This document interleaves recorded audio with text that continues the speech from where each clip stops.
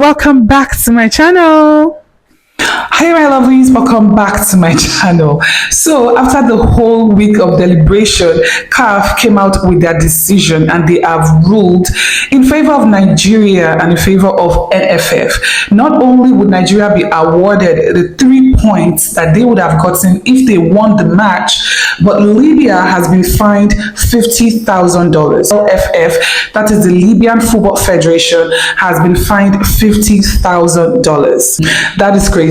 Not only would Nigeria be getting their 3 full mark, they were getting their 3 points in full, but on top of that, Libya would be paying a fine.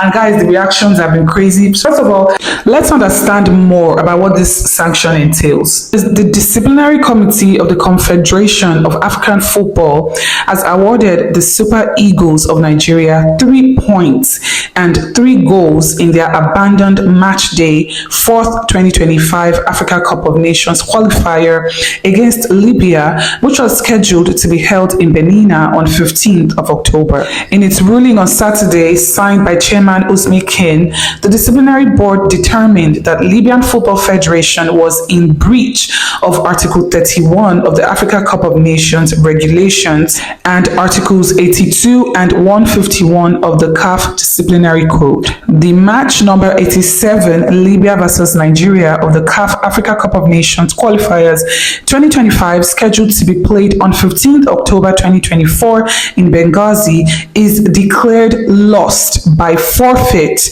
by Libya with a record of 3-0, the ruling read in part. The LFF was also ordered to pay a fine of USD 50,000 with payment due within 60 days of notification of the present decision. The outcome of the disciplinary committee means that Nigeria is close to qualifying for the 2025 Africa Cup of Nations with 2 matches to spare.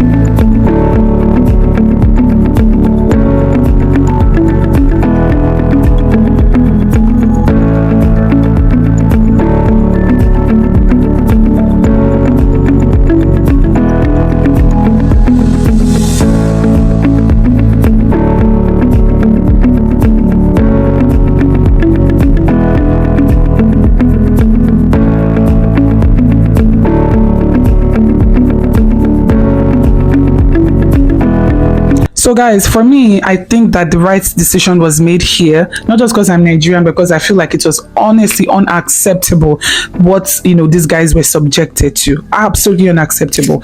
Just to remind you guys how bad this was, let's talk about the man who supposedly was the one who orchestrated all of these things. Let me just remind you. So I'm just sharing with you guys some of what was said when both NFF and LFF tabled their own, parts and their own submission to CAF. So it says the Nigerian Football Federation NFF says the Secretary of Libya Football Federation LFF orchestrated the maltreatment the Nigerian team suffered when they arrived in Libya for the reverse tie of their AFCON 2025 finals. The disciplinary committee of the Confederation of the African Football CAF has listened to the submission of both countries after the decision to suspend the game. At the hearing, former president of Nigerian Football Federation and FIFA Executive Committee member Amaju Pinnick represented Nigeria.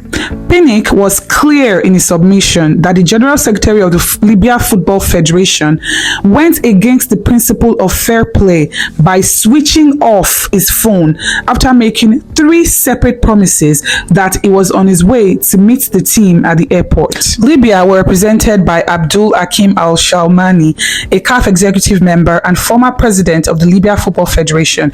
He argued that their actions was in retaliation to the treatment they suffered in Nigeria when they came for the first game of the back-to-back tie, a claim which has long been dismissed as false because their chartered aircraft landed in Port Harcourt instead of Uyo, and when the NFF secured a landing permit for them in Uyo, they declined it on the ground of the cost implications.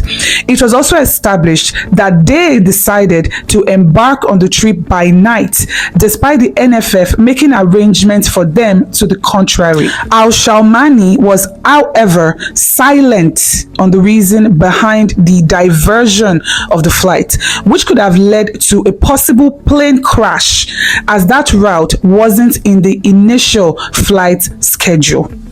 Let us really let that sink in. Let's remember that the pilot himself had said that when he was asked to divert the plane, he clearly told them that he didn't have enough fuel to get to the points that they were rediverting him to.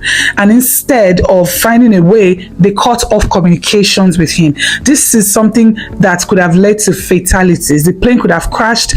Cutting off communication with the tower is not something to joke about. Because even the whole thing they are saying, like, oh, it was because when we came to Nigeria, we were treated this way and this way. It has not been made very clear that this was your fault. You were told to arrive at this time. You decided to arrive at another time. We still tried to secure a permit for you to land. You said no, you can't pay for the cost implications. Was Nigeria supposed to pay for the cost implications?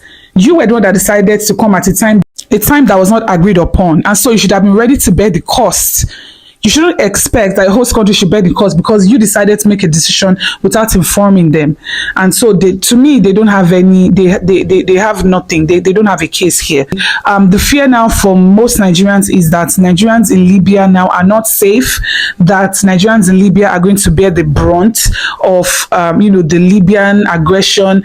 They are going to transfer the anger or the resentment about this decision, their resentments towards NFF, towards the Super Eagles, towards Nigeria as a whole, that Nigerians living in Libya are going to bear the brunt. And so a lot of the comments from Nigerians, besides of course saying that this was the right decision, Libya should not mess with Nigeria, Nigerians are the only ones who can mess with themselves. On one corner, people are also worried for Nigerians in Libya and what this could mean for them. What could be the implication for Nigerians in Libya. I really do hope that we do not start to hear cases of some type of things going on or attacks against Nigerians in Libya. I really, really hope that does not happen. I would like to believe that Nigerians in Libya are safe, okay? And let's hope that we don't get to a situation where Nigeria might need to evacuate her citizens from Libya. Let's hope it doesn't get to that point. Let's hope that it doesn't get to that point, okay? Let's hope that what happened here is that Libya has learned their lesson. The NFF, the Mr. Shalmani, has learned his lesson that you don't mess with Nigeria. And honestly, even if this was done to a country that was not as big as Nigeria, you shouldn't do this to people, period. Even if it wasn't Nigeria, you shouldn't do this to people. But they probably would have gotten away with it if they had done this, if they had messed with maybe a smaller country. I think this backfired because they decided to try it with Nigeria. But honestly, this should not be tried with any country, period. So let's hope that they learn their lesson. Let's hope that other countries that were or are observing and maybe had it in mind to want to try nonsense before, I've learned now that it is in their own best interest to behave. Let's hope that is all would happen here and everybody would move on, okay? Anyway, congratulations Super Eagles for earning their points and then moving on and almost on their way to qualifying and putting all of this behind them. Let me know what you guys think in the comment section. Don't forget to like the video, and of course do not forget to subscribe to the channel if you haven't already. Let me know what your thoughts are in the comment section as well. I'll see you guys in the next one. Bye guys.